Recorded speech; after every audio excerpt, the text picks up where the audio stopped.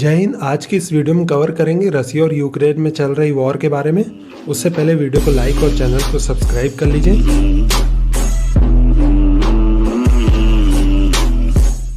तो फ्रेंड्स, रसिया क्यों यूक्रेन में अटैक कर रहा है उसको जानते हैं। देखिए, रसिया कभी नहीं चाहता कि यूक्रेन नाटो का सदस्य बने। इससे पहले नाटो समझ लेते हैं। नाटो एक संगठन है जिसे 1949 में गठन किया गया। संगठन किन किन देशों का है? वैसे देशों का संगठन जो इन समुद्रों से सीमा रखते हैं, जिसका नाम अटलांटिक सागर है। इसे ये नाटो कहते हैं, नॉर्थ अटलांटिक ट्रीटी ऑर्गेनाइजेशन। जब ये स्टार्ट हुई तब इसमें 11 कंट्री थी, लेकिन कंट्रीज ऐड कर करके आज इसमें 30 मेंबर हैं। तो फ्रेंड्स, टॉपिक पर वापस आ जाते हैं। रसिया और यूएस का आपस में दुश्मनी है जो कभी भी फ्यूचर में वॉर बन सकता है। इसीलिए अमेरिका एक स्ट्रेटेजी के तहत धीरे धीरे ईस्टर्न यूरोपियन कंट्रीज को नाटो का मेंबर बना रहा है। एक तो एंटी रशियन कंट्रीज का ग्रुप बड़ा हो रहा है। दूसरी चीज, रसिया के बॉर्डर पास यूएस की मिसाइल और मिलिट्री पहुंच रही है।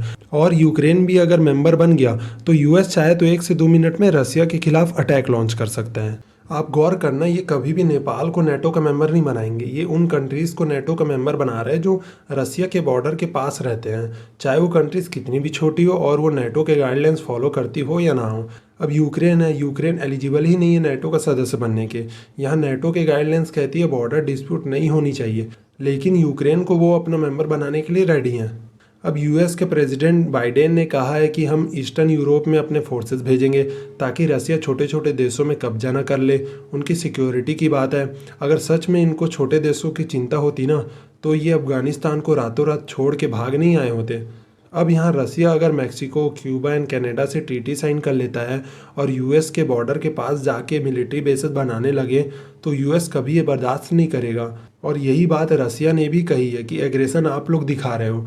आप लोग क्यों हमारे फ्रेंडली कंट्रीज़ को हमारे अगेंस्ट कर रहे हो? क्यों हमारे बॉर्डर पास नाटो का बहाना बनाकर मिलिट्री और मिसाइल डिप्लॉय कर रहे हो? यूक्रेन को हथियार सप्लाई करके कौन सा पर्पस पूरा हो रहा है? देखिए, यूएस ने काफ़ी न्यूक्लियर मिसाइल्स डिप्लॉय कर रखी है यूरोप में, और सब जानते हैं कि ये रसिया को काउंटर करने के लिए है। अब रसिया किसी भी कीमत में यूक्रेन को नाटो का सदस्य बनना अफोर्ड नहीं कर सकता। यूक्रेन नाटो का मेंबर इसलिए बनना चाहता है ताकि वो सिक्योर हो सके। और नाटो कंट्रीज़ के लिए इससे अच्छी बात और क्या हो सकती है, क्योंकि यूक्रेन अगर नाटो का मेंबर बनता है तो 2295 किलोमीटर यूक्रेन रसिया का बॉर्डर एक्सपोज कर दिया जाएगा और रसिया के बॉर्डर पास नाटो के फोर्सेस आके बैठेंगी, जिससे रसिया को डिसएडवांटेज है। इसलिए रसिया यूएस और नाटो को हर तरह से समझा रहा था कि हम आपके आसपास नहीं आ रहे तो आप क्यों हमारे आसपास फोर्सेस बढ़ा रहे हो।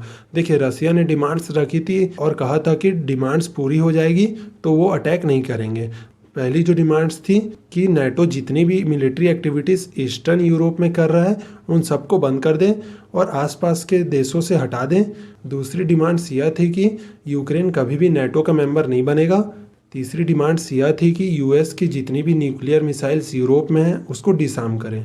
इन सब में अगर आप ध्यान से देखोगे तो पता चलेगा जितनी भी डिमांड्स थी वो यूएस और नाटो से थी, और यूएस ने इन सभी डिमांड्स को मना कर दिया। और आज यूक्रेन में जो भी हो रहा है उसमें जितना जिम्मेदार रसिया है उतना ही यूएस भी है। इन दोनों कंट्रीज़ की जो आपसी दुश्मनी है उसके चक्कर में लाखों लोगों की जान गई है।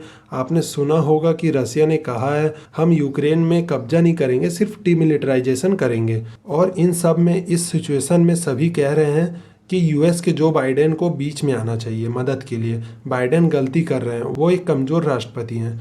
देखिए, वो वीक नहीं, बहुत तेज राष्ट्रपति हैं। जब वो बिना गोली चलाए इतना नुकसान कर सकते हैं, रसिया के जो उसके पड़ोसी देश हैं उसमें वॉर करवा सकते हैं, तो वो क्यों बीच में आएंगे? भले ही रसिया बहुत सुपर पावर है, लेकिन यूक्रेन के भी लोग जल्दी से हार नहीं मानेंगे। उन्होंने कहा भी है कि हम पीछे नहीं हटेंगे, ना ही हम हार मानेंगे, और इसमें रसिया का भी बहुत बड़ा नुकसान होगा। यूएस लगातार इंडिया के ऊपर प्रेशर बना रहा है कि रसिया के ऊपर बयान दो, लेकिन इंडिया बहुत ही बड़ी कंट्री है, वो यूएस के हिसाब से चलकर अपना नुकसान कराने वाला देश नहीं है। आप देख लेना, इंडिया रसिया के खिलाफ कभी नहीं जाएगा। इंडिया को भी जरूरत थी यूक्रेन की न्यूक्लियर टेस्टिंग के टाइम पे, कश्मीर के टाइम पे, UNO security council permanent seat के टाइम पे, पाकिस्तान को हथियार सप्लाई करने के टाइम पे। उन हथियारों का यूज करके पता नहीं कितने लाखों लोगों को अपनी जान गंवानी पड़ी। इन सब मौकों पर यूक्रेन भारत के अपोजिट खड़ा था। तो भला भारत क्यों यूक्रेन का साथ दे। फ्रेंड्स, यही सवाल मैं आपसे पूछता हूँ कि आप किसका सपोर्ट करते हैं, आपको क्या लगता है वॉर होगी या नहीं, किसका साथ देना चाहिए। और फ्रेंड्स, यहाँ सबसे बड़ी गलती किसकी है, कमेंट बॉक्स में जरूर बताइएगा। फ्रेंड्स, वीडियो को लाइक और चैनल को सब्सक्राइब करने के लिए बहुत बहुत धन्यवाद। मिलते हैं फ्रेंड्स नेक्स्ट वीडियो में, तब तक के लिए जय हिंद।